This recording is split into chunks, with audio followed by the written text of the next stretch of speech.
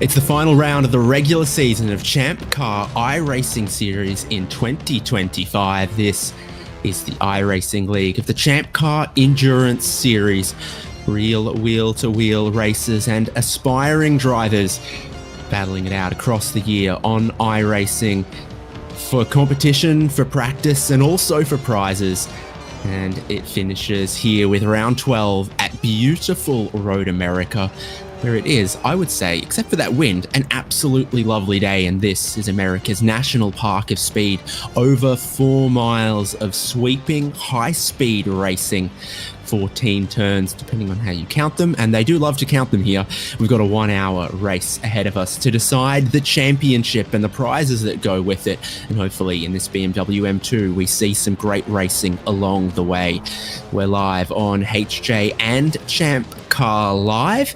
David Haynes with Devin Peters to bring you live coverage of the ChampCar iRacing Series from Road America. Road America.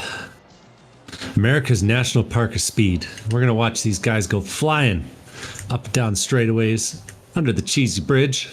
We're going to have a great time today. I love me some Road America.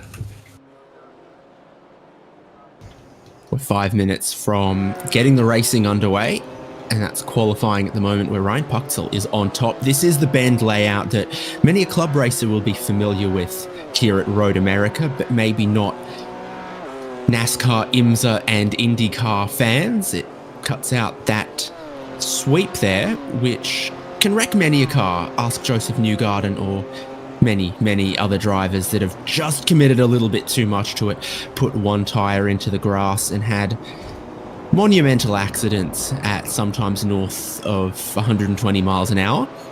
Not something that these BMW M2 drivers are going to have to worry about. Ryan Puxel on top from Jared Collins, from Michael Polasek in third at the moment in this qualifying session. We've got 24 drivers, and word must be out because 6 of them are Canadian. Yeah, it's, big promotions up here, and, people all ready to go racing, seems like. All excited to get racing with the ChampCar iRacing Series. The snow's already on the ground up here, so no real-world racing happening out here. One can still go out for a rip, though. Oh, buddy, there's snowmobile racing, let me tell you. Oh, I know there is. So a new quicker lap comes in from Ryan Puxel up top at the minute. This is Jared Collins. Across all of the different cars that we've raced this season, one consistent thing for Jared Collins has been his love of ground beef with seasoning, liquid cheese and other condiments.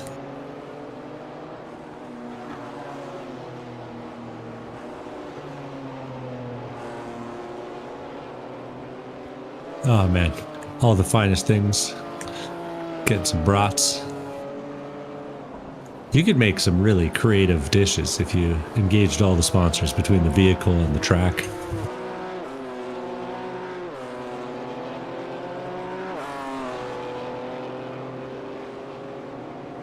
And he's showing off that bend for us as he comes down the straight just after, heading into the best corner on the track. What corner is that, Dave?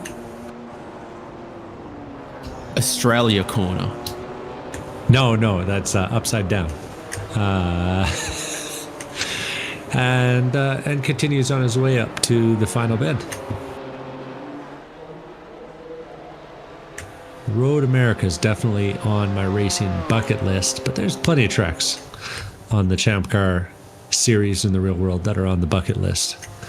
I think I'll have to make my way out to Road America one day. David Haynes, what's the next one on your bucket list?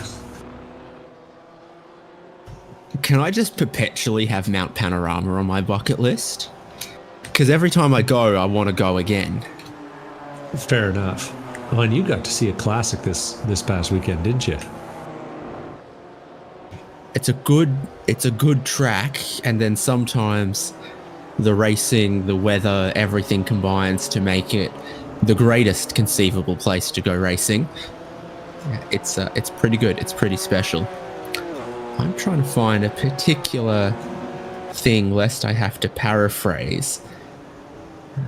Yes, so I'm gonna have to paraphrase what I saw, which was every now and again Taco Bell will put meat, cheese, and tortillas in a new shape, and you just have to go down and check out what it's about.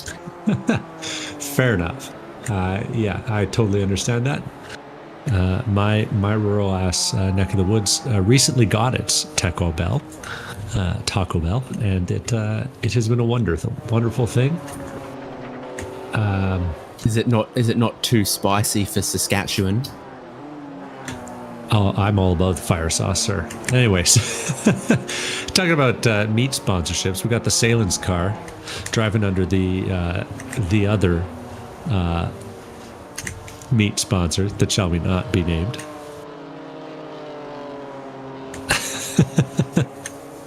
Yes, it's sort of a Midwest hot dogs versus Northeast hot dogs type of situation, I think.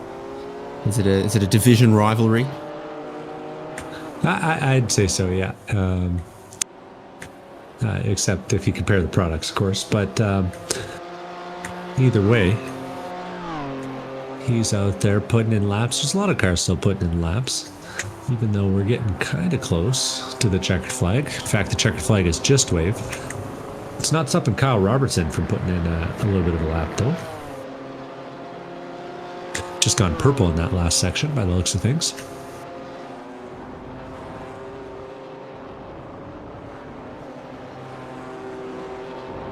Yeah, Kyle Robertson is picking it up somewhat here, needing to improve on a 2-minute 30.7. I have a feeling like he probably will. There's just a teeny tiny bit of water standing around in a couple of places, but surely that's clearing as we go.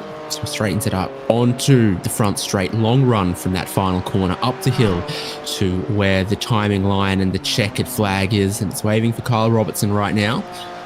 And he'll cross and jump up to fourth with a 2-minute 30.4. Yeah, nicely done there. Good quality lap. Ian Giebler's on a bit of one too. He comes closer to the end of his lap there. Oh, and in fact, I think he's just crossed the line. Anyone else putting in a good one? Orlando Harrell looks like he's on a bit of one. He's taking his way through Canada Corner. And I think the sun's just peeked out for him, even though it's still a little damp on the track.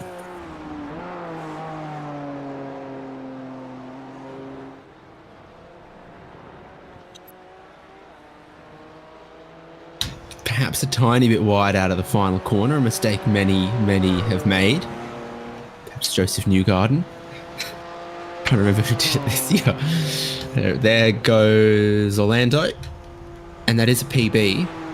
He sits 12th, but it's really close in that group of the field. So from Bowie Suin in 8th, 231.2, to Sean Young Dilworth 231.3, and then Cameron Sennhauser, Tim Wyer, Orlando Harrell, Kevin Collins all on a 231.5, to Kevin Glass on a 231.6. It's so close between those drivers right in the middle group.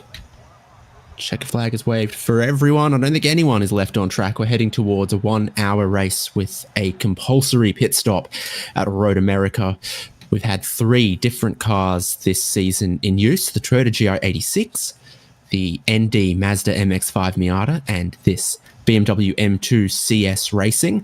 This is the fastest of the lot of them, with the turbocharged inline 6, almost 400 or so horsepower. There are a couple of these around doing track days, doing SRO Americas racing and other things like that. So there's a handful of them in North America. There is a lot of them in Germany where they race on the Nordschleife and other endurance series. For whatever reason, I don't know where or when it started, everyone knows that the iRacing flag man is Barney. That's Barney. He's got the checkered flag. He's beating it like it got damp and he's trying to dry it out. That's a guy who loves to wave a flag, you know, and you really appreciate a guy like that.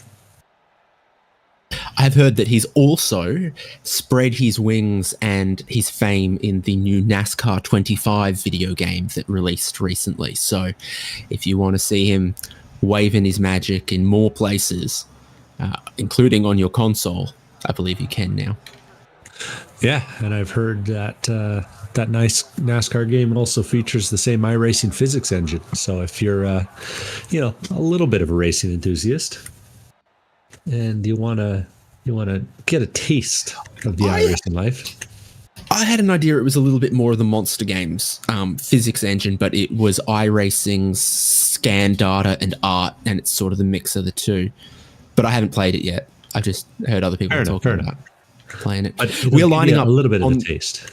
The grid for our full formation lap here, all 4 miles and a tiny bit of change of Road America, and this is that grid. Ryan Puckdell with a 2 minutes 29.8 is starting up front.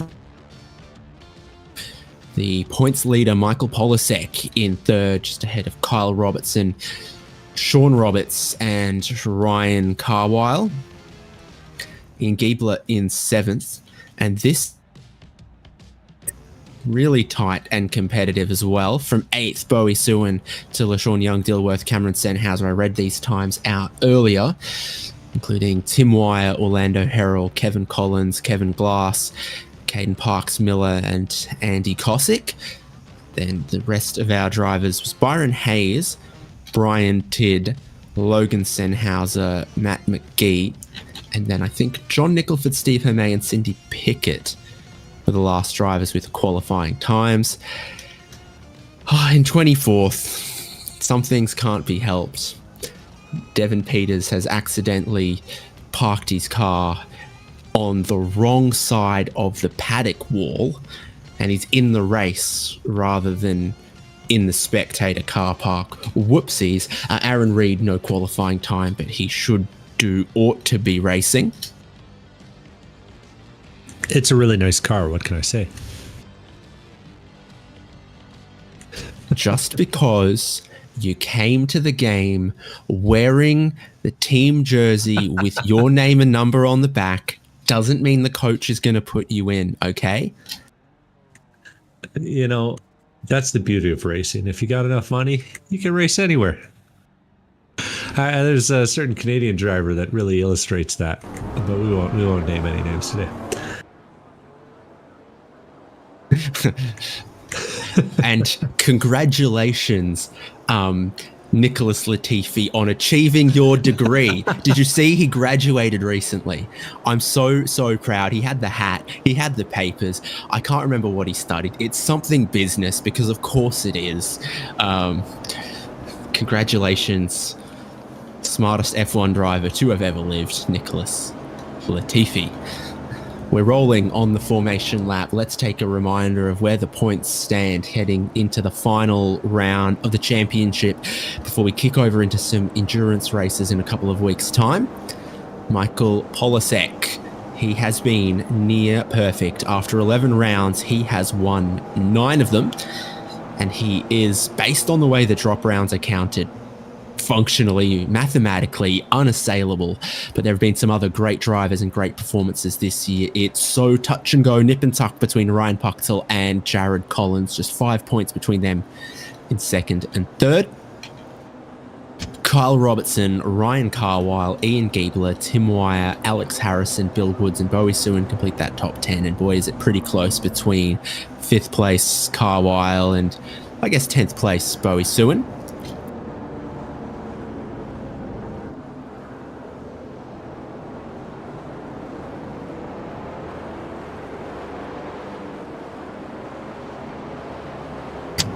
All season long, the pace car has been the Mustang FR500S.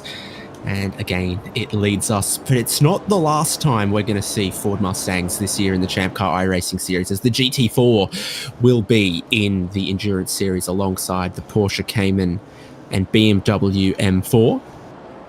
So our Porsche fans, Mustang fans, BMW fans can take their pick of those three.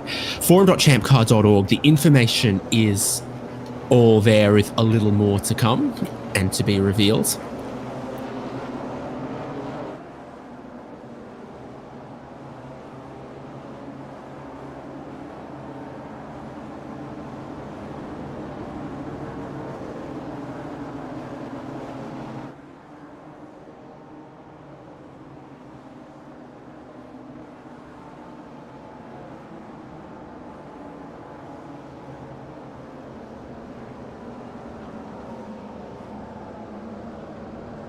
My goodness, I've just looked at the weather radar and I can see color. Race. How far into the future do I need to look? That is looking like a 50% chance of rain before the end of the race. You can see there has been a little bit of rain earlier in the day. It's sitting in just a couple of little places, but predominantly the racetrack is dry and the sun is out right now. But that will not necessarily be the case for the 60 minutes ahead of us. Ryan Pocktel and Jared Collins at the front row of the grid. Michael Polasek and Michael Robertson are the next row. There are wet tyres available for this car. No one is on them right now, of course. But will some people think about it? Gotta be ready for a little bit of water. Devin Peters, have you looked at the radar? Have you looked at the radar, Devin? I was just looking at the possibility.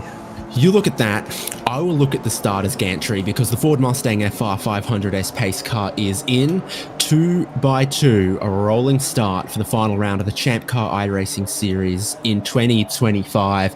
Pucktel on the inside, Jared Collins on the outside. Green flag is now, and we will get going already. Looking to the inside, Michael Polasek right up against the concrete wall, 3 wide, the race lead, heading down towards turn 1 at Road America. Polasek will sneak in there around the outside. Michael Polasek goes, and Ryan Pucktel is back into third right now. Yeah, Polasek wastes no time getting to the front. It's a clean start. Out of turn 3 we go underneath the Sargento Cheese Bridge. Their headquarters are just south of here in Elkhart Lake, Wisconsin. And then we head to the biggest braking zone of the lap, which is turn 5. It's after a long straight. It's downhill into a tight corner. You're on the brakes, trying to pull the car up, and gravity is just making you want to run on a little bit. Deep move there from Caden Parks Miller. He gets the braking a little bit long and a little bit wrong, and he makes some contact with Kevin Glass. Deep in the field, everything is still pointed the right way, but I think there's a few fenders that are a little worse for wear. And the grass is wet, the curbs are wet, something to be careful of. Yeah, that curb's a bit wet. Michael Polasek leads us towards... Is it called the carousel? It's got to be. Any long corner like this has got to be called the carousel. It is. Matt McGee has gone around at the end of the hurry down, so he'll be the last car rolling, but it doesn't look like there's too much damage on it, and these BMW M2s are built pretty solidly. This is the look. Oh, friendship. Barney, what's his catchphrase? I don't remember Barney's catchphrase. I'm sorry. It's crazy to say this. I don't say this very often. I think I'm too young. That might be the last time you get to say that. I'm teaching some kiddos right now that, well, heck, they told me they were born in 2014, and that was distressing. Anyways, we'll stick to race cars.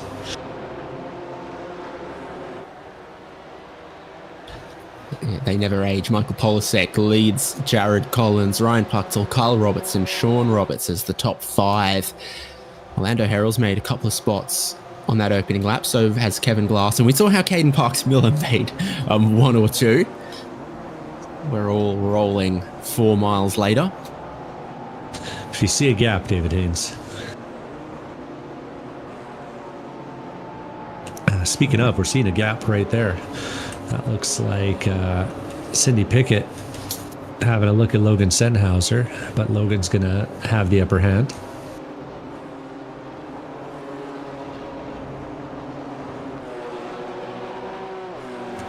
I've been informed by the producer that it was the other way around. Anyways, we'll keep it going. Barney and Friends aired from 1992 to 2010, so I feel like its peak was in the early parts there, and I was just Might have been 2 when it was best for kids that were aged 4 or 5.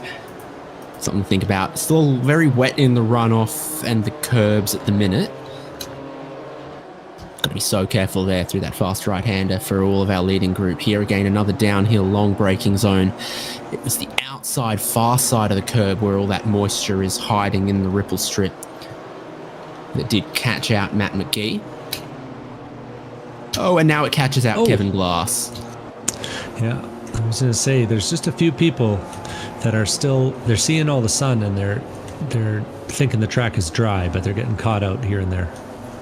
We'll see Kevin here, comes down, makes a relatively nice line through the corner, but once you get to the exit curb, it'll make you pay for it. He might have tried out the gravel too. Yeah, more than just the exit curb. It was the grass, it was the gravel, it was those bits. Out of the bend.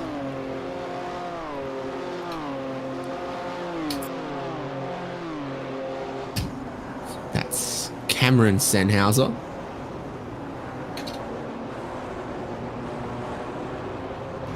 Orlando Harrell, Caden Parks-Miller's made another spot. Tim Wires there in 13th. Yeah, and we're seeing the leaders put on some pace here. Polisek is starting to build a bit of a gap. He's doing his best. He's got Jared Collins on the toe. Ryan Puckdall is doing his best to keep up, but just barely holding on to the draft right now. The rest of the top 5, we got Kyle Robertson, Sean Roberts, and Ryan Carwile. With Ian Giebler hanging on as well.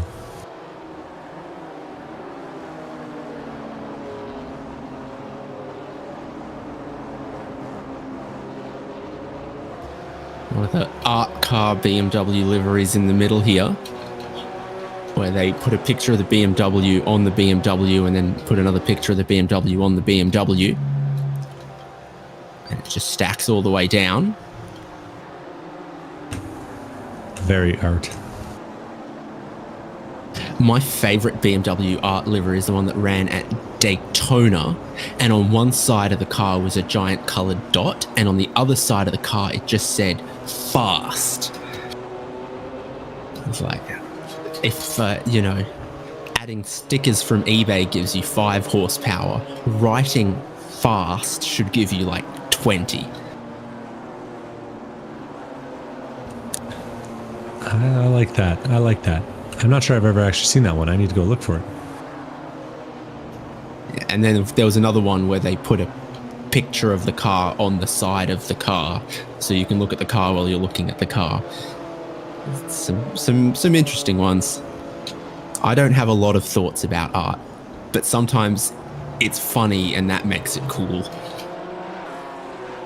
I always liked the color burst one that I think it ran around 2010. It's got like all the streaks coming down the side. And that was kind of like a throwback to like a 1979 one or something, I think, on one of the BMW M1s. Yeah, I think it was something like that. It looks good though on that M3 GT2.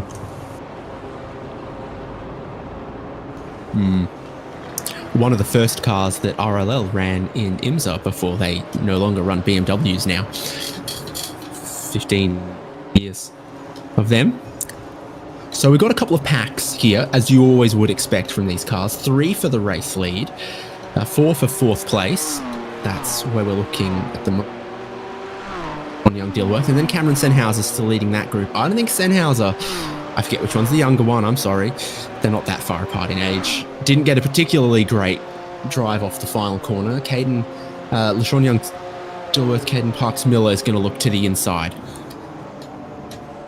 And has the nose in front, heading towards turn 1. That's how you want it, the inside line and to be ahead. A good way to try to make a move stick. But that inside curb's a tiny bit wet. I think there's a little bit of grip around the outside. The two of them will exchange just a tiny bit of door as Tim Wire and Orlando Harrell watch on. Eventually, Cameron Sennhauser settles to keeping that. Caden Parks-Miller is not afraid of a move up the inside though here. We'll see if Cameron gives him the line.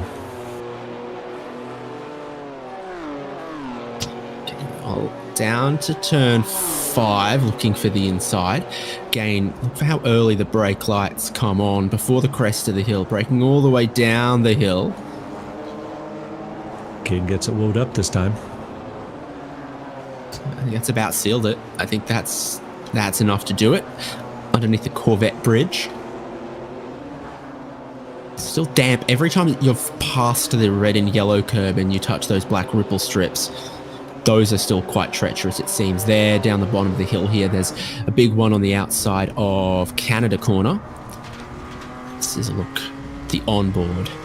My favourite piece of trivia fact of the BMW M2 CS Racing is that the BMW key fob is strapped with Velcro to the center console because these still use the road car ignition. Push to start, baby. You get a good look at the onboard. I think you might even be able to see that. But it's just below where the gear shifter is, unfortunately. Ah, dang it.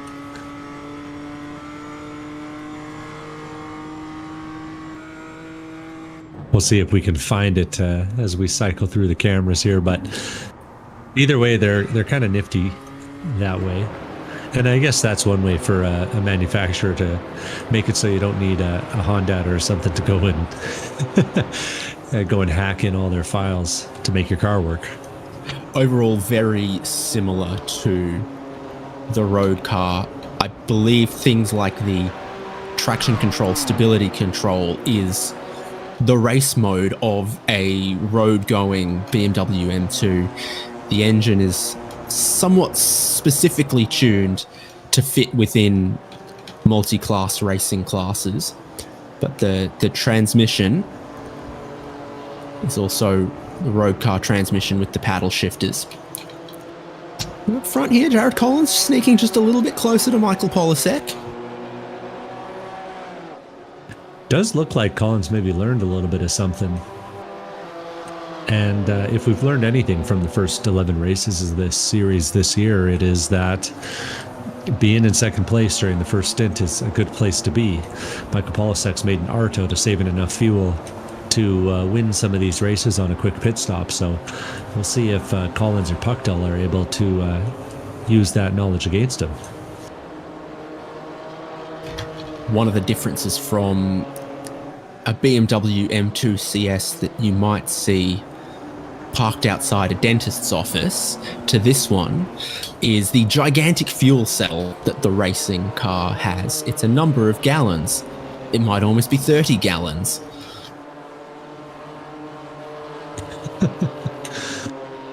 Seems like just putting the biggest fuel cell possible is the name of the game in all these new race cars, right? Well, it makes sense for this car because it was always intended to race things like the Nürburgring 24 Hours and Creventic endurance races.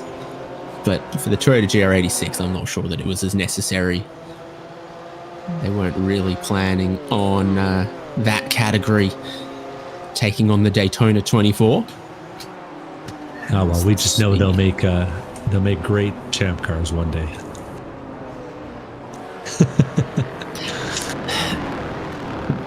That then becomes the question: do these have a VIN? I feel like they must. Yeah, they must. I think there might be some other rules that exclude them, but maybe they'll be changed by 2040.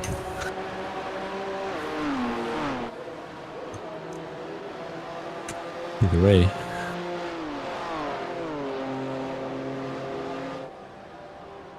Get some classic Road America racing here. Just a little weave down the straightaway. And cars flying into the corners at 145 miles an hour into turn 1. We have had a couple of drivers pit. So Tim Wire is pitting now. Kevin Glass pitted with the damage that he sustained before the carousel, knocking the front bumper off and doing a lot of damage. Not sure on Byron Hayes' strategy, but for Tim Wire, I don't see any damage. He was just part of that group. He was at the back behind. So there he goes to the pit lane. You can see that the refueling coupling is on the left-hand side of these cars. Don't know if they've got the ability to move it side to side like GT3 cars and other race cars. You do need to take a lot of fuel, so it takes some time, and Tim Wire spent about 30 seconds, basically exactly 30 seconds. Away goes Tim.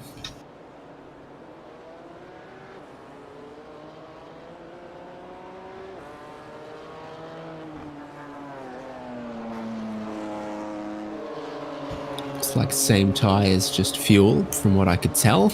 Now top three come out of the carousel. You got to remember to go to the right hand side of the road and brake heavily for the bend rather than staying left and anticipating the fast kink.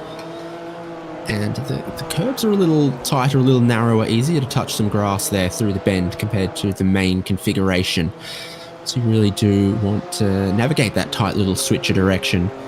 Straighten it up, put the power down and straight here. Don't worry, David Haynes. Our virtual racers never have to touch grass. A lot of rocks, though, apparently, coming off of Canada Corner there.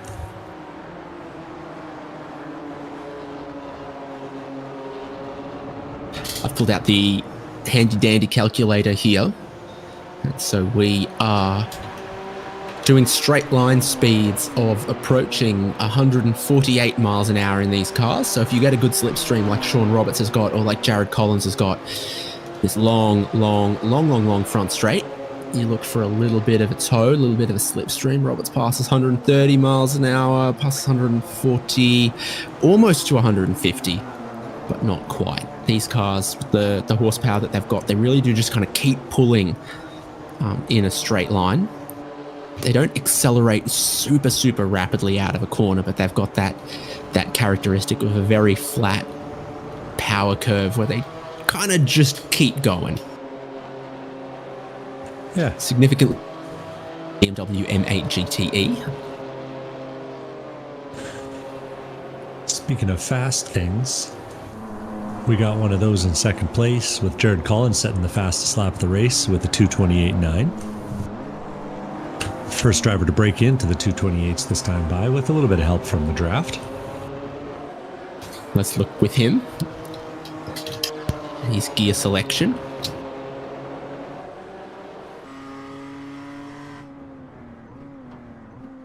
It's fifth, fourth, third.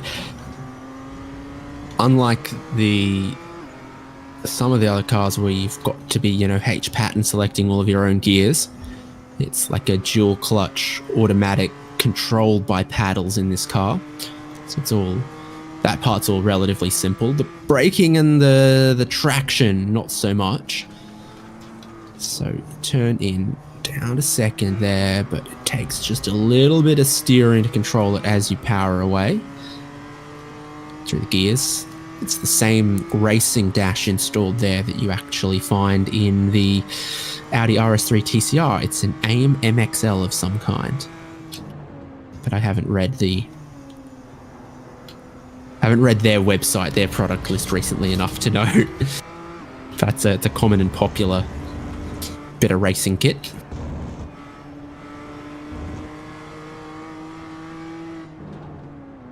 Colin's looking pretty under control right now,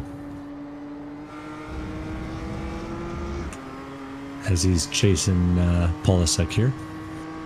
They got the wipers, and you can see the button, the dial for them. Radio, wiper, dim, high. So this is almost the fastest part of the racetrack approaching turn one here. And Ryan Puckdell sets a new fastest lap of the race. So as we go, the sun remains out, the track dries off a little bit. They burn through the significant amount of fuel that they've got. Far thirstier than a ND Mazda MX-5, these BMWs. Got to factor that into the total cost of ownership, which is something people neglect. Kevin Collins and Brian Tidd are having a bit of race. Back deep in the field. This is 15th and 16th place. Collins got a hell of a run out of the last turn and was trying to put the move on the inside of Brian Tidd there. And we'll see if he's able to get another one. There's good racing to be found out here.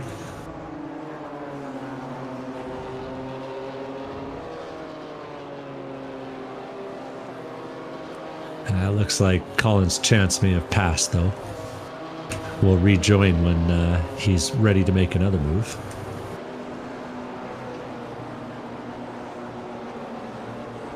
Another battle on track we've got is Orlando Harrell and Cameron Sennhauser going at it for 11th and 12th place. Orlando was defending aggressively coming out of that would be turn 5. Corner numbers around here are a little wonky.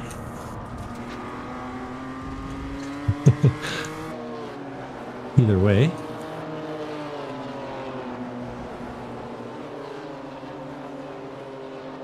I think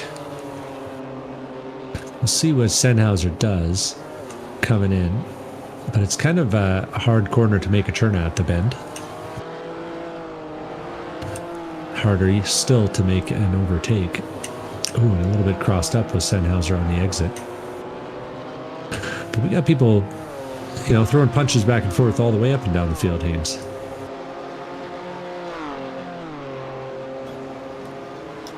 And I'm looking at the radar, and I think it says rain 20 minutes away.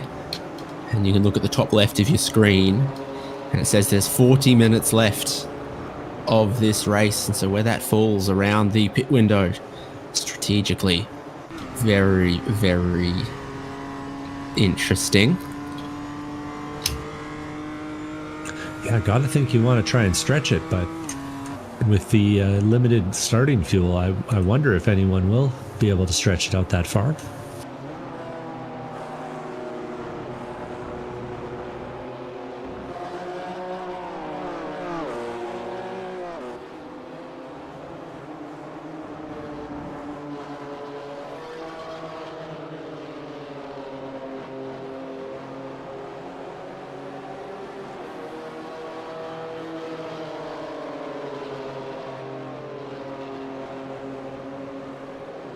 And I have a feeling that as soon as we get to the rain, there's going to be a big change in the complexion of this race. Right now, things are pretty nose to tail, pretty straight line. Kyle Robertson shown here, holding off Sean Robertson, Ryan Carwile. They're 4th, 5th, and 6th as it runs. But fast in the dry does not always equal fast in the wet. So it'll be interesting to see what these guys have once that water comes overhead.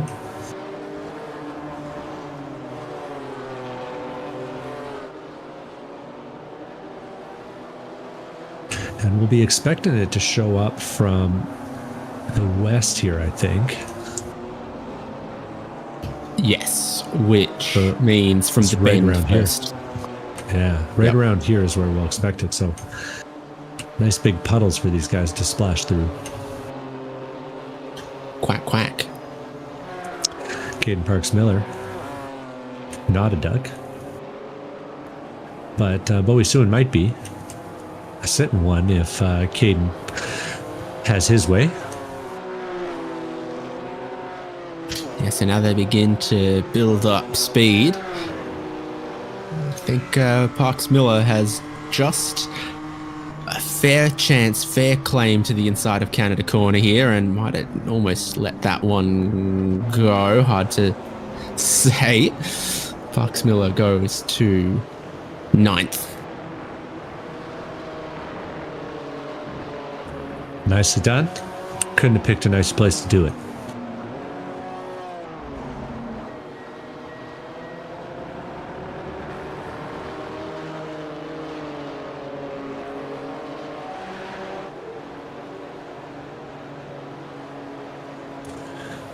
Out front, Polasek is still holding on to the lead. We're looking at Ryan Carwile hitting the pit lane from the top 10. But out front, Polasek, Collins, and Puckdell are starting to tighten up a little bit. Looks like Puckdell's putting maybe a little bit of pressure onto Collins this time down into turn 5. Goes too wide and making his move. Maybe it's the time. Puckdell certainly seems to think so.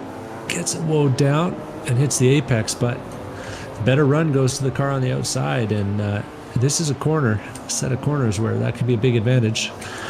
Under the Corvette bridge, though, Puckdell's going to hold and take the inside line away from Jared Collins to get the better exit. You can do it at turn 5, but you can't do it at 6. Collins dropped back to 3rd place. Took both of them a little bit of time there, so now Michael Polasek leads by 1.4 seconds. And I think that's growing just a little bit through the carousel with some slightly different lines, trying to balance the weight on the nose to make it continue turning through this almost never-ending right-hander. Yeah, dangerous thing to do, let Polasek get a lead like that. We'll see if these guys are able to sort it out. Luckily, there's 1 or 2 drafting zones between here and the end of the lap.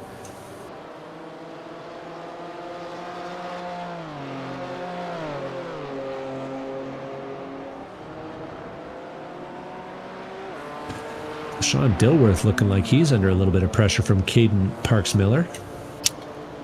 Ryan Carwell's the highest running driver to have made a pit stop at this point, so ahead of Tim Wire and Orlando Herrell, who just stopped. We saw Wire stop early, and then Herrell has just stopped and ended up behind Tim Wire. This is a group of drivers that haven't stopped yet. Gee, someone's brought a whole chunk of gravel there.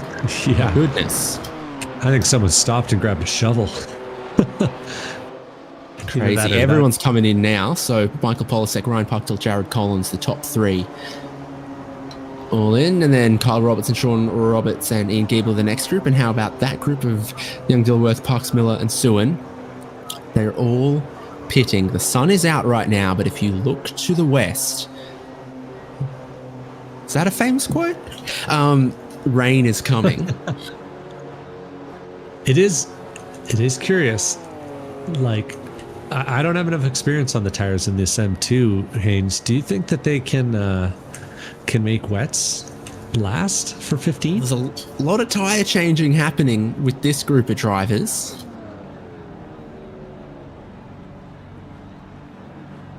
Yeah, so Puckdell, Collins. Is 20 minutes of rain going to be enough to justify wet tires? There's some things up in the air here. And how heavy is the rain? And how far away is the rain? Everyone here on slick tires. We thought that Matt McGee had actually gone to wet tires, and I think that's factual. So maybe he'll look really clever if this rain does arrive and is heavy. Normally, I say the right tire for the right time. You can lose so much time being on the wrong tire at the wrong time that if you do just wait a couple laps and then go to wet tires, you probably get back the time that you've lost.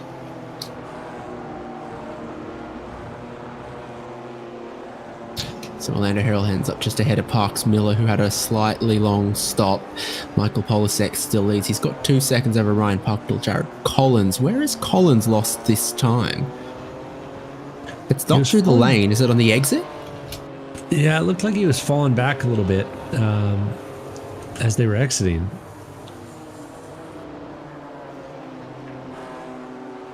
And he's just left a lot later than the other two.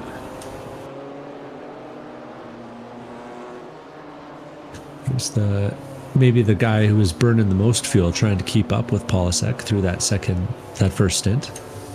He entered right with Ryan Puckdell, and then I see identical pit stop times, but they can't be. Did he have to do a backup on the stop at the start of it, maybe? That's the only thing I could think of. Either way, that's put him back a few seconds, the better part of 6 seconds from Polasek now. So it's a 2-car battle up front. And at that, a pretty loose one with Polasek nearly 2 seconds up on the likes of Puckdell. But 2 seconds is a small gap, all things considered, if a little bit of water falls. Well, don't go chasing those. Oh, that's out wide at Canada corner from Sean Roberts. Ryan Carwell goes by. Ian Giebler will be at the inside of the sweep uphill and past. Someone should tell Sean that the water hasn't come down yet. But there is just an absolute mountain of gravel on the track over there. It is it's getting kind of crazy.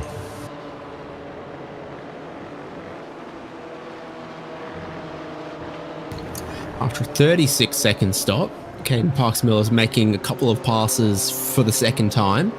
So is past Orlando Herald now, is looking at Tim Wire, who is 10th. Everyone has been through the pit lane once now at this point. Matt McGee on wet tyres has done a 2:38. The cars around him on slicks have done 2:31s, 2:33s. So you're losing 5 seconds a lap, and the pit lane transit time here is about 30 seconds. And then you need the rain. It certainly looks like wet tyres on a dry track. Maybe it helps with the gravel. Maybe the gravel is going to fill in the tyre grooves. You do need the rain then to arrive sort of within 6 laps of putting on those wet tyres for it to save you the time of a second pit stop. I've been watching my compatriot for the last few laps, and I think the gravel trap is just part of his line in honor of all the grid roads in Western Canada. For folks unfamiliar, grid roads are just gravel roads on every mile marker. From the era when Canada used the imperial system. So, where are all the Canadians in this race, Devin? Well, one of them's in the pit lane. That's me. And then there's about 5 guys ahead of me. Yeah. And they're just waiting. They're waiting for the snow to come down where they can really flex their muscles, I think.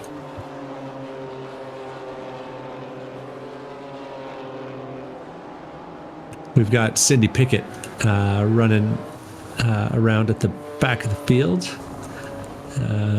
with, I believe that's Matt McGee and Steve Metz in the vicinity. Matt McGee on screen. And just ahead of that, we got Kevin Glass, John Nicholford, Brian Tidd. This is Nicholford and Glass coming through the carousel and then changing to the other side, putting on the brakes. Feels unnatural if you're used to the regular layout of Road America, but so you got to get your muscle memory on the bend. You know, really, this is kind of like an away game for all of the Canadian players, and they're just doing what the Blue Jays do, where they start slow, but man, they come back in the second half. I would love some tickets to the Leafs, tickets to the Jays, and there's Nicholford, part of the gravel redistribution system. And around the outside goes Kevin Glass to take it back. Yeah, we got a lot of grader operators up in Canada smoothing out the roads.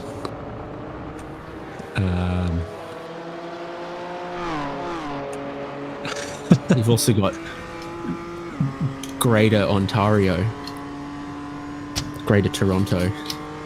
No, yeah. Never mind. Yep. I don't think they know about race cars in that part of Canada. Either way, we've got a replay of some action. This is Cameron Sennhauser. At turn 3, the rear brakes too early as he came in with a bit too much speed. These daffodils and whatever else grows if you let it. And crucially, that move has allowed the other Sennhauser, Logan Sennhauser, to get ahead. So we've rejoined the Canadian battle here, but and actually that looks like that might be a move. That's a big move. That's John Nicholford making a big move into no, that's turn 5, not Canada Corner. And Kevin Glass being very generous, I'd say. It looks like he got a little bit of the curb around the outside and then ran long into turn 5 as well. So he picked up just a little bit of the water hiding in the curb. That wasn't a problem for John Nicholford, who moves ahead, if only just for the moment. Lead gap. Oh, well, for more than just a moment, because that is a mistake, and we've seen happen before to Kevin Glass, is to run too wide there. Oh, it's a very sad looking BMW. Yeah, do you want that front part to be attached? You don't want the front to fall off. No, there's an Australian documentary about that. Very important watching. For poor Kevin Glass as well, he's done that before, and so it might be a longer repair to get it fixed this time.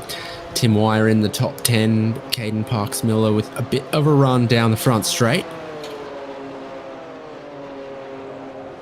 More than a bit of a run. Here he goes to inside of the top 10 and to turn 1 and ahead. And he just got to do the rest of the work, which is keep the car on track. Nicely done there from Caden. Nice little bit of side drafting as he came past 2.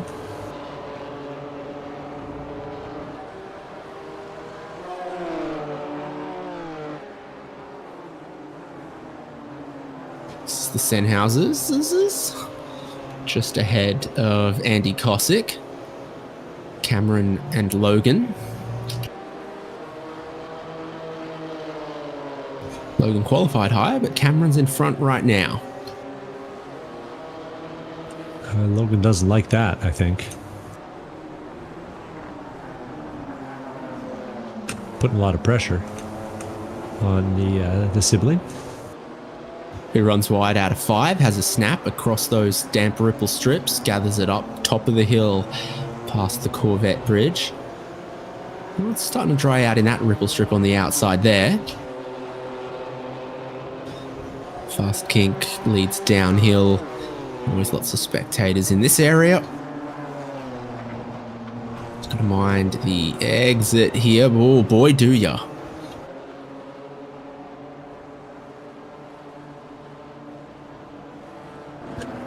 Just want to... Oh, we got another battle here. That's still Robertson, Carwile, and Giebler. Giebler thinking about putting some pressure on Carwile here. Really love how these M2s just move around all the time. It's the good kind of racing, where the downforce hasn't taken all the joy out of it yet.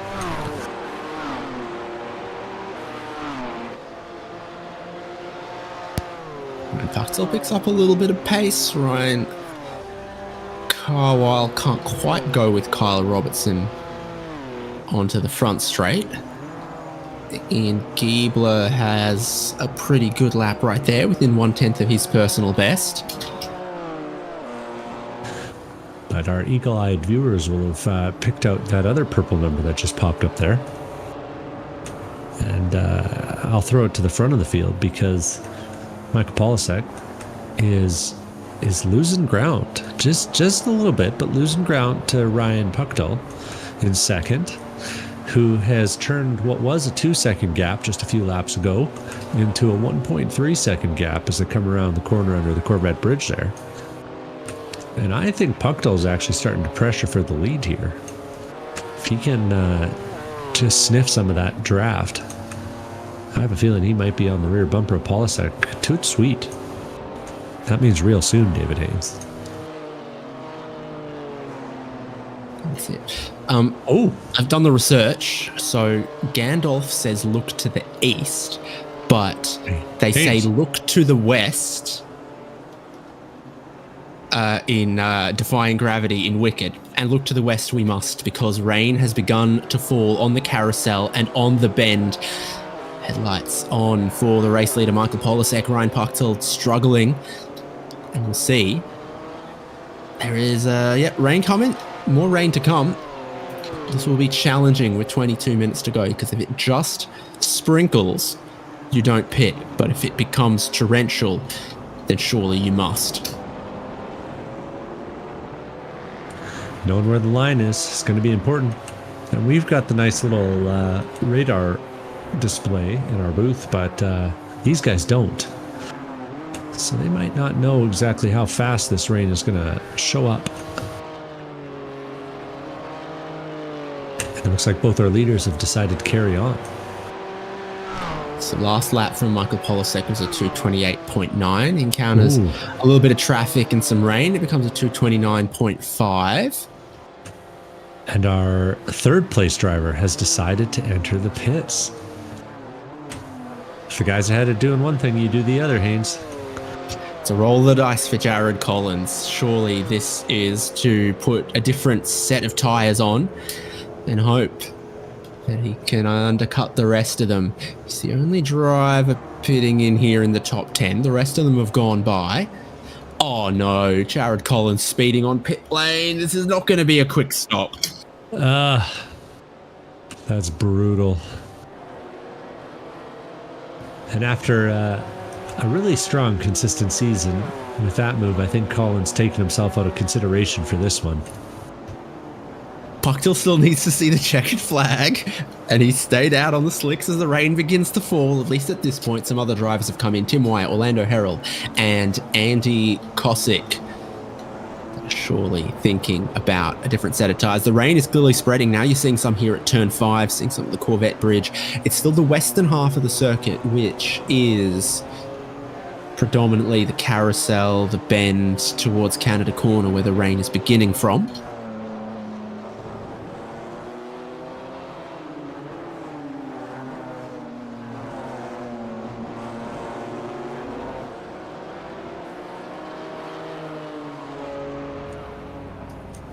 But if you look at the bend right now, there's no water coming down. Little pocket in the rainstorm. 7 seconds for Tim Wyatt, 39 seconds for Orlando Herald.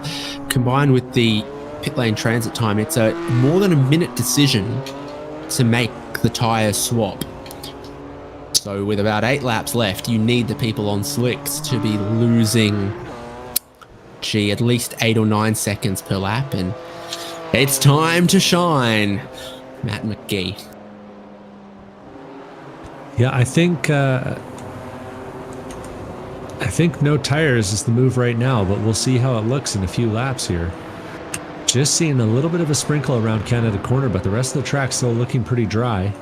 Orlando Herald's got a meatball flag on his pit exit. Something's gone wrong for Herald. That's a very sad looking BMW. Another one where the front is no good. Oh, so is that wide out of 1?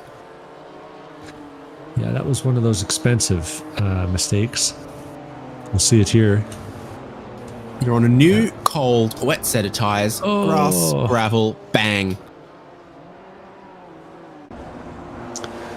Yeah, glad I'm not on the pit crew for that one.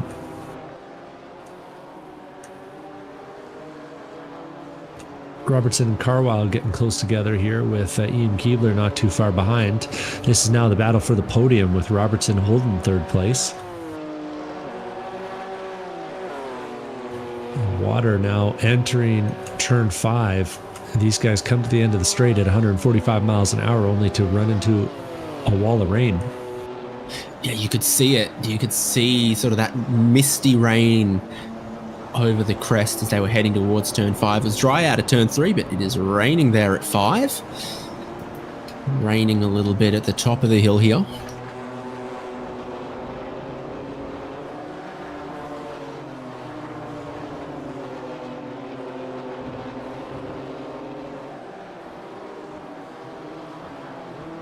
So for everyone who's gone to wet tyres, they are praying, fingers crossed, that the rain either makes it very difficult or near uncontrollable for these other drivers, because with a 30-second drive down pit lane and 37 seconds to change tyres, it is more than a minute costly to have made that second pit stop. Yeah, you got to be real fast on your wet tires. And I don't think we're seeing that just yet. Last time by, our leader was a 2:29, which was less than a second off his best. We'll see what that looks like this time by. Pretty plain sectors so far, but nothing that makes me think they're going to be losing more than a second.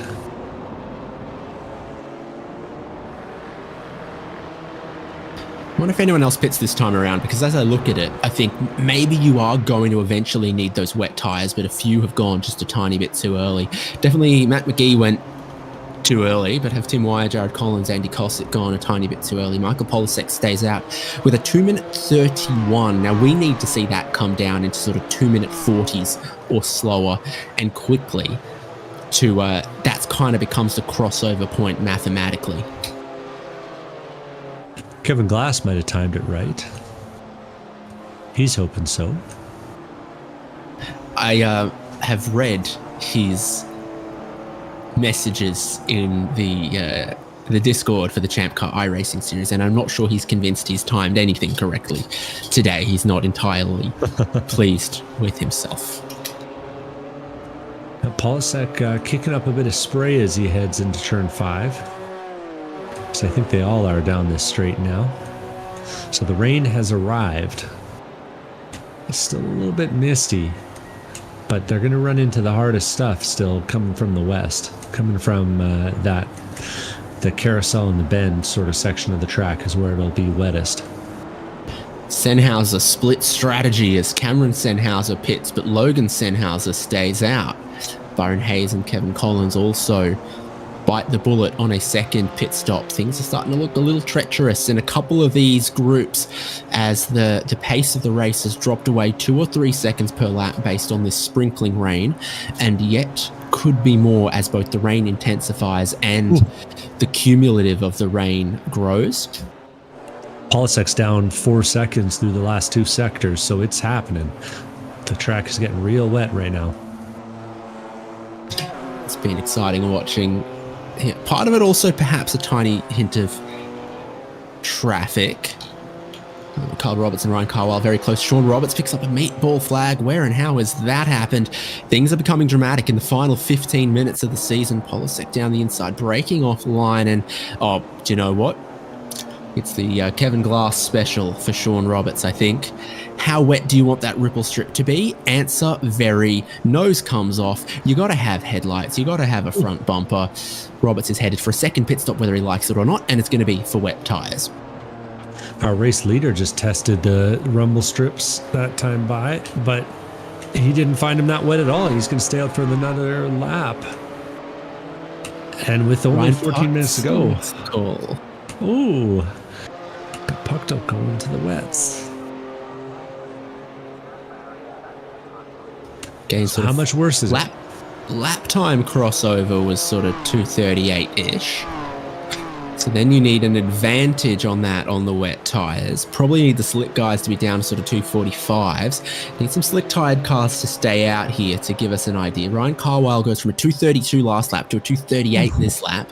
Ian Giebler loses about 7 seconds compared to last lap. So it's happening, and this rain is not letting up. So eventually it continues to pool and puddle. With a static rain, the cumulative amount that has fallen continues to grow and the track gets wetter. Look at Collins. Look at Jared Collins. He's in 16th right now after that penalty, but he's just lost 4 seconds coming under the Corvette bridge, and he's sliding. It's a lazy slide before the carousel, and that's a fast driver. That's someone who knows their way around this track. The rain is treacherous right now, and we've got a race leader in the middle of it. Michael Polasek is tapping on the brakes, just trying to keep the thing pointed the right way right now. I'd never noticed that these cars have rain lights, but boom, they do, and they're on. So the race director has declared the circuit wet. You've got drivers off in many places, other drivers in search of wet tyres that will hopefully buy them more grip. We're looking at Ryan Carwile. This is what slick tyres looks like right now, and he is absolutely losing time, it would seem.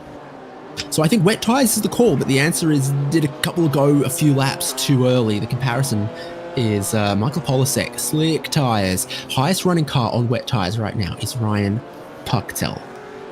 So I don't know if we can get a Polasek-Pucktel comparison, but that would tell you where the difference in speed is. Polasek a 24.7 through the second sector, Pucktel a 25.6. Bottom left, that time that is shrinking rapidly is Pucktel to 4th place, Caden Parks Miller on slicks. So that's coming down, a second every corner. Pucktel's made 1.3 and now almost no time at all through the third sector on Polisek. So Polisek still putting in the laps and isn't going to take the pit lane this time by either. So Polisek's rolling the dice. Figures the 1 minute is worth it with about 11 minutes to go. Caden Parks-Miller was on slicks, was being caught by Ryan Pucktel, and is now in the wall on the exit of the carousel. So it's just... Oh, yeah, just finds it's a bit too wet there. You can't go that quick when the track's wet, and it's damage for Parks-Miller. So Ryan Pucktel's now up into 4th place on his wet tyres, but 1 minute and 8 seconds behind the lead. But I think we've just seen that even if you're trying to be careful and you're willing to give up some time, it is now dangerous on slick tyres rather than just slow. Carwile and Giebler are out on slicks though, still running 2nd and 3rd, 20 seconds off the leader. And Polisek is putting on a masterclass in the rain right now. Using those wet lines, Haynes. I've read about those. Very nice. Oh, that's gone. Oh. That's Ryan Carwile. He's out of here. Too wet at turn 5. He's gone 360, 720, deep into the runoff. Ryan Pucktel's going to go past him and into the top 3. Caden Parks-Miller stops because he had to based on the damage. No, wait, no, not yet. No, Pucktel's still significantly further back. That's the difference. That's the pit stop loss. Kyle can afford 1 or 2 more of those, but the rain is coming down ever increasingly heavier, and I think that's looking like aquaplaning for those on slicks now, which moves beyond at all controllable. I guess if you're anyone but Michael Polisek, his Polisek on slicks. Cars that Polisek has lapped are on wets behind. And through the first 2 sectors, Pucktel is gaining, or sorry, Polisek is still gaining time on Pucktel. Canada corner. Oh, that's Orlando Herald. Ouch. Yeah, that's expensive. 16th, 17th battle for position. Brian Tidd and Matt McGee is what's behind Michael Polisek. They're both on wet tyres. Matt McGee for the longest time. Brian Tidd on some slightly newer ones. So the comparison of them versus Michael Polisek is indeed very interesting, as they have so much more confidence through the final corner there. Maybe you shouldn't. And Michael Polisek stays out. Last lap, 2:42. About to cross the timing line now. Michael Polisek will set a 2:49. And if that trend continues and the next lap is 7 seconds slower again, then you start looking at the final lap going, yikes. Turn 1 goes to the right-hand side and Michael Polisek just finds enough grip on the front tyres to make the car turn just in time. The clock watchers with me, Pucktel is still making up some time, but man, it's going to be tough. It's going to be a lot of ground to make up unless Polisek makes some sort of error here. But I think the podium places might be in play. We still got Giebler and Carwile, who are 20 and 30 seconds up the road from Pucktel right now.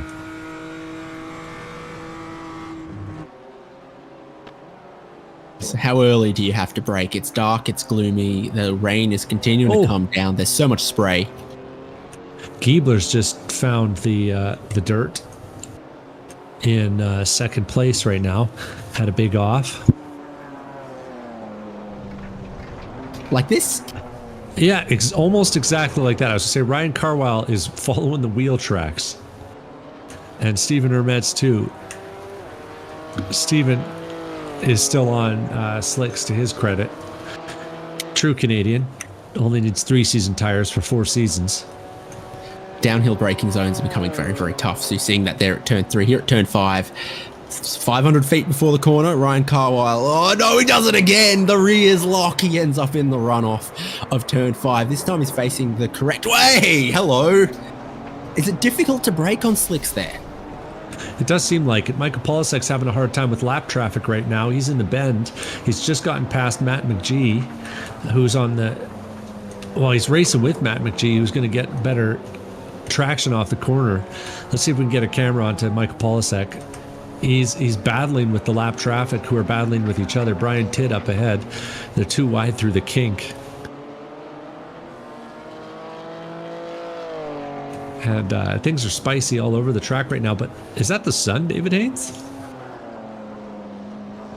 I don't know. I don't know what the weather is anymore. I don't know nothing. So this is Polisek now getting back past McGee for the second time through the braking zones and the corners. Obviously, the wet tires offer so much more confidence, and that's where McGee's like, I'll get down the inside here, and then eventually finding something resembling grip, Polisek's able to power onto the front straight and stay out. How does the calculation work? Is it 2 more laps or is it 3 more laps in this race? Surely it's 2. My timer says infinity, so we're going to have to see. Okay. But it doesn't look like there'll be enough laps. Puckdale is gaining 3, 4, 5, 6 seconds a lap, but it's not going to be enough to make up a minute. We're just under the podium. now. Ryan Carwile versus Ryan Puckdale. Puckdale is just behind. They go not only through the rain, but through the gravel at Canada Corner. And the difference in confidence will be clear between the two Ryans. Puckdale actually on the racing line, but it's not advantageous, and Carwile loses traction and slides off, inadvertently blocking Puckdale, but Puckdale is going to use that confidence to over him and take the lead away. And you got to think he's going to be able to brake a little bit deeper. Like turn 5, hopefully. Turn 1, hopefully. But we'll see. Yeah, he makes up a lot of ground here, and Carwile is showing us just how hazardous it is crawling around turn number 1. And there's a chance that Kyle Robertson finds his way back onto this podium. Only 30 seconds between him and Puckdale. Yeah, there's 40 Robertson between him and Giebler. Yeah. Well, I reckon Puckdale's going to get Giebler the way we're going at the moment. Bowie Sewin and Logan Sennhauser are both on wet tyres. Ooh, Giebler's just had a hell of a moment at turn 5. And Cindy Pickett's facing the wrong way too in all of it. And I think Puckdale's picking his way through it and making up some ground. We'll see if we get a replay here. So Cindy Pickett's out front, and I think going to have a little bit of an issue. Yeah, sure enough, rears lock up, inside wall, and that creates an obstacle. The other two get by. That's damage for Ian Giebler there, and then I think Pickett goes around battling side by side there. So Ryan Puckdale on the live pictures now is getting by Ian Giebler for second place, and then that's Sennhauser and Sewin through turn 1. Ooh. And Ryan Carwile's gone around backwards again. So everyone on slicks just struggling to the end here. Polisek is all kinds of squirrely.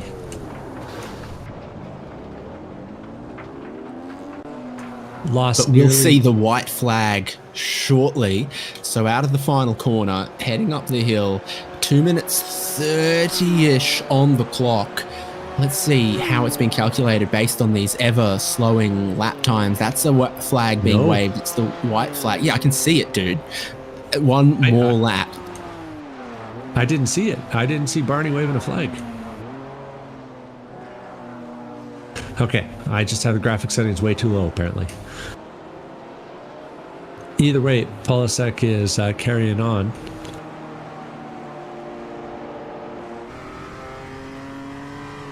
And Puckdale is pushing on, but going to be potentially too little too late here. Even as the other cars are still sliding off track.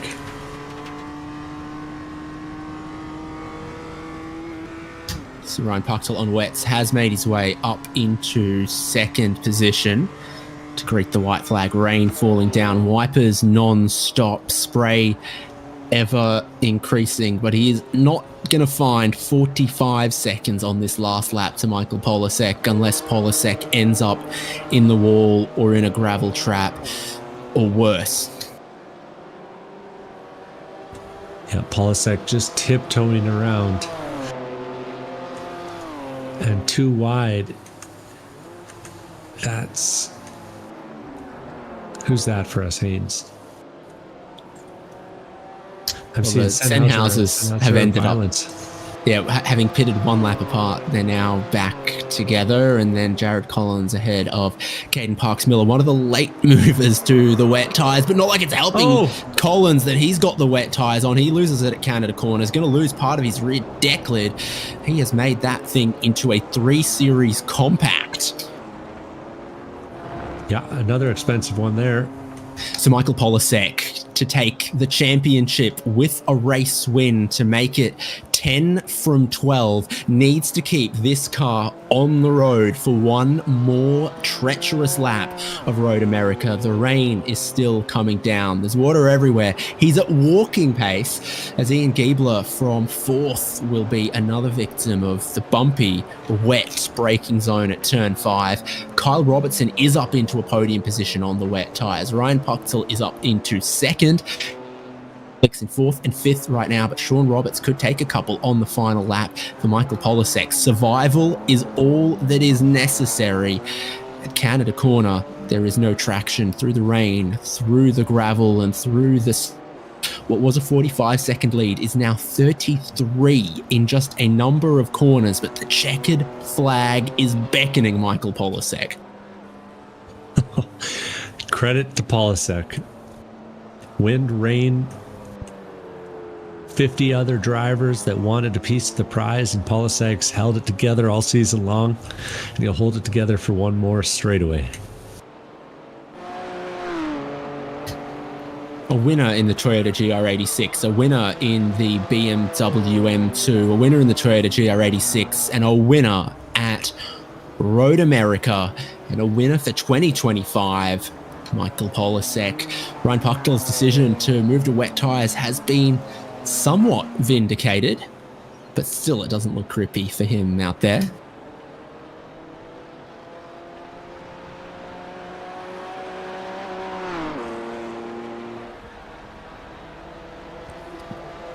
And Pucktel glued to the track, making it look easy.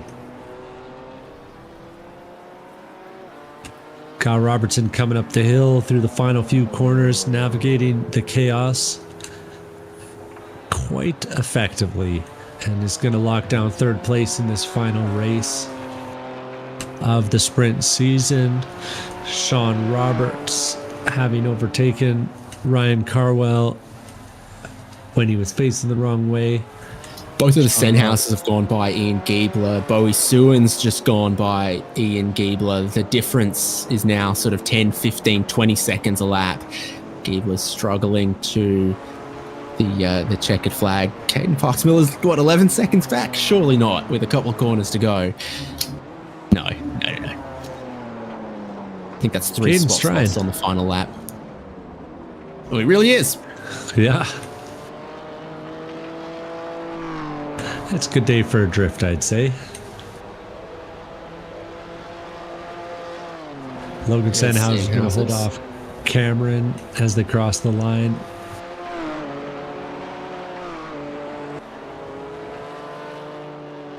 Everyone after Ian Giebler is on wet tyres, so there's nothing too dramatic to happen, I wouldn't think, between Ken Parks-Miller, Jared Collins, Sean Young-Dilworth, Byron Hayes and Tim Wyer not that far apart, actually, on this final lap. And then Andy Kosick, I think, will be the last on the lead lap. Tim's in whatever accounts for a slipstream in these wet conditions at Road America. That checkered flag will come just in time. Byron Hayes 13th, Tim Wyer 14th. And here is the last car. See the checkered flag, Andy Kosick. And you know what? In the wet, on such a large lap as this, 2.5 minutes, perhaps even more, since the race winner Michael Polasek took the checkered flag. Oh boy, okay. Well, that was all over the place. Sure was. Michael Polasek, one pit stop, takes the win, but behind him, Ryan Pucktel with the switch to wets. Kyle Robertson, the switch to wets. Sean Roberts, the switch to wets, finished second, third, fourth.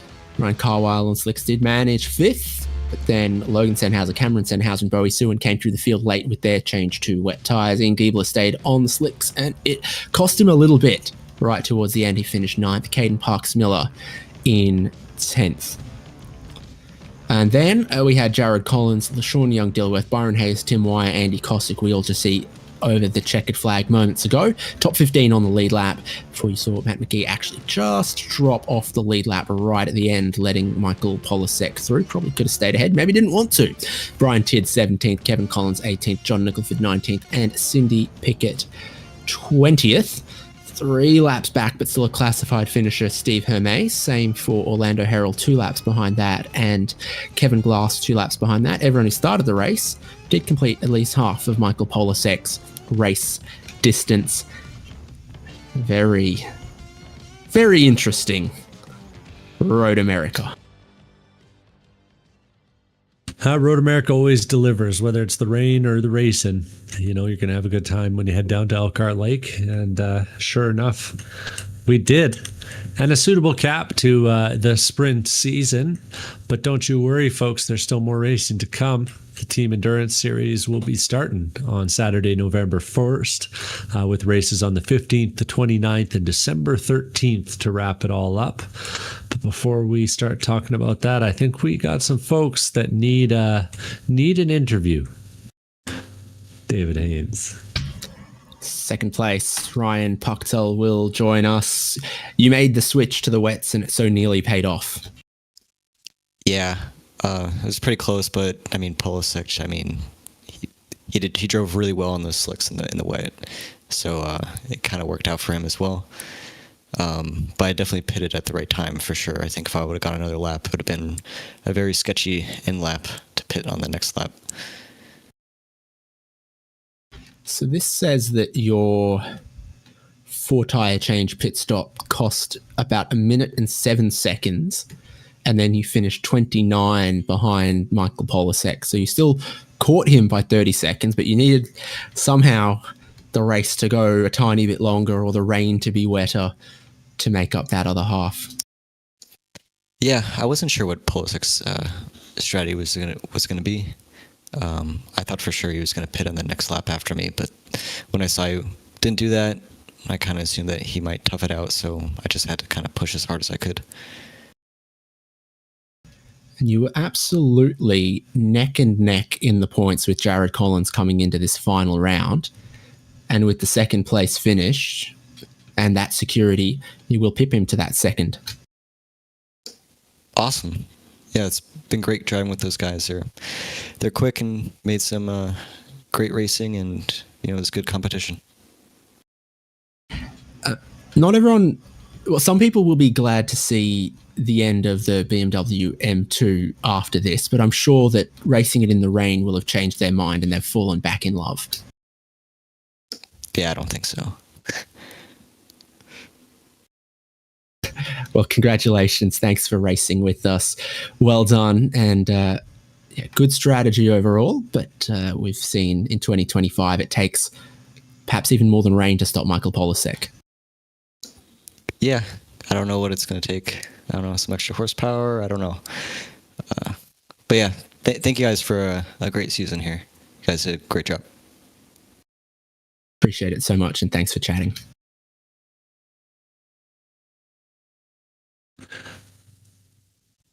David Haynes, I found our third place finisher, Kyle Robertson, lounging around in the pits, looking a little bit damp, I think, after a hard-fought race there. Yeah, it was an intense race to say. When that rain fell, I was keeping an eye on the radar the whole time, trying to tell my teammates what was going on, and I could not have fathomed how little grip there would have been just with that rain. I was trying my best to stay off the race line, but I'm pretty sure you guys caught my spin in turn 8. which was lovely. Yeah, it looked hectic at the end there, but at the start it looked like it was going to be a pretty tight race between the three of you. Yeah, I was trying to keep up with the front pack, and I just couldn't. And at that point, I was like, let me just do my best to hold off Shane and there was Sean and I think Ian were behind me, and I guess they did an okay job at that. But yeah, I guess to stay lucked into this podium, but sometimes you gotta be lucky, than fast. Well, it's a tricky car to drive, that M2. Where do you fall on it? Are you one of the proponents or good riddance? No, I mean I'm one of the I guess like I wouldn't call myself a proponent, but I'm not gonna say good riddance. It's more like we have to drive this car. Everybody's in the same boat, so I'm not really gonna complain. I'm gonna just learn my best to drive what's set out in front of us.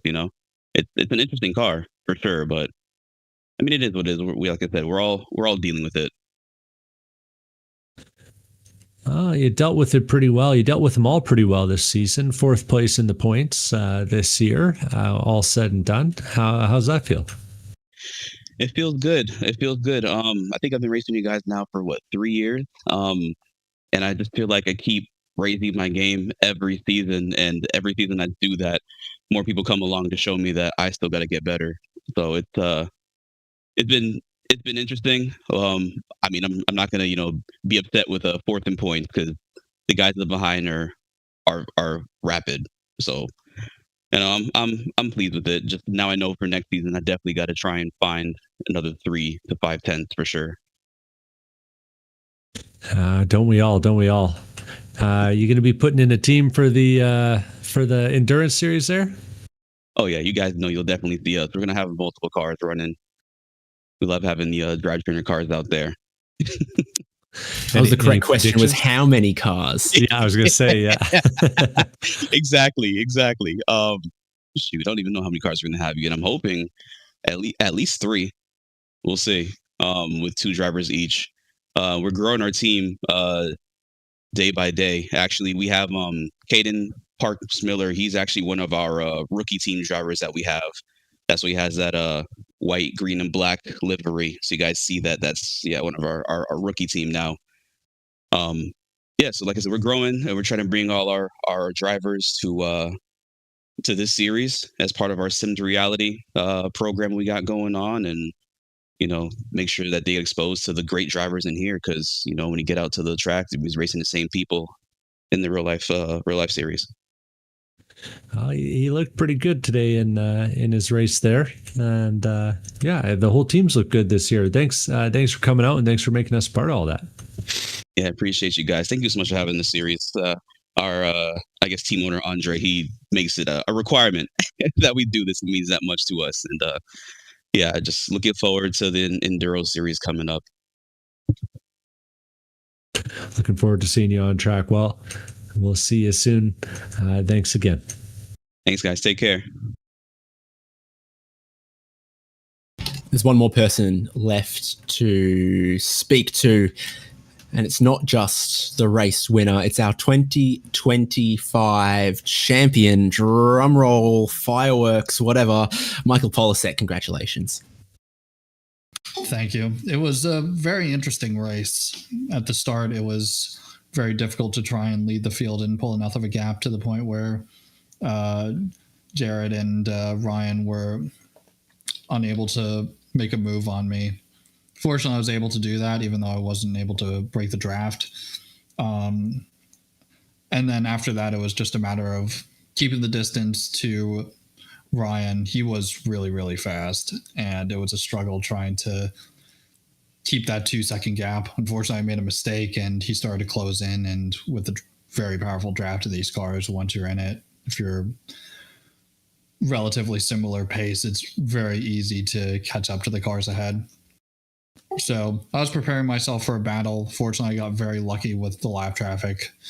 And once the rain came, I saw Ryan pit. And at that point, I realized I messed up and I was committed to staying on slicks. It was very scary driving on those tires, but fortunately, I was able to tough it out and secure the win. Do you know who Scott Pye is? This is a deep pull. I do not, unfortunately. Okay, well, your off-season required watching is the third race of V8 Supercars at the Australian Grand Prix in 2018, where it rained halfway through, and the winner was on slicks, going 25 seconds a lap slower than everyone else who pitted for wets. So that's your homework. Setting our champion homework. You've been racing in the ChampCar Endurance Series this year, and I'm guessing that's also going to be a goal for 2026. Yep, 2026. I'm going to be eyeing the national championship round at Watkins Glen. Hopefully I can find a seat there. I'm probably going to run it with Rockwell, and I'm looking forward to competing in that and hopefully doing very, very well. I've never driven a 24-hour in real life before, so it's probably going to be a bit of an adjustment, but it's going to be a lot of fun, and I'm really going to enjoy it. How about Pocono on your schedule? Pocono, I'm not 100% sure. If I'm going to be doing any more rounds this year, I'm going to be doing it. I'm probably going to do the Sebring round this year. Next year, if Pocono's then, I haven't checked the schedule. I'm not sure if I'm going to be doing that, but we'll see. So overall, give us some summary thoughts after 12 rounds of the championship, 3 cars at a whole host of tracks that are predominantly well known to the ChampCar Endurance Series. How have you found it? It's definitely a lot of fun. There's a lot of really good competition. I've had lots of close racing with a bunch of different people. Jared, Ryan, Josh Soto, and plenty of others. The community is great. The series is great. And I'm looking forward to competing next year. We appreciate it. We appreciate you. Congratulations once again. Thank you very much. Our champion, Michael Polasek, and I think today's drive is symptomatic, something of the way he's driven all season, where they've raced him close, but he's always had that one extra little thing in his back pocket to give him 10 wins from 12 races, even as we've had very competitive large fields. Yeah, he's put on an impressive performance, but we've seen impressive performances before, and we'll see if he's still got it in the next season of the Endurance Series or in the next year of the ChampCar iRacing Sprint Series. I got to say, I enjoyed this one, David Haynes, and I look forward to seeing what these drivers do for us next. Between now and the end of the year, there's 4 team endurance races. You've got to get yourself and a friend together. Make your choice from 3 GT4s. It's Daytona International Speedway, VIR, Road America, and Sebring. That is 4 very, very exciting and popular tracks. Prizes to be won there as well, and it will be live on ChampCar Live with our HJ coverage. To wrap up the regular season, though, it has been a treat, and we offer our congratulations again to Michael Polasek, lifting the bar once more, raising it higher in 2025. I've been David Haynes with Devin Peters and Michael Derby in production with me. Until we see you next November 1st, it's been our pleasure to put on the ChampCar iRacing series.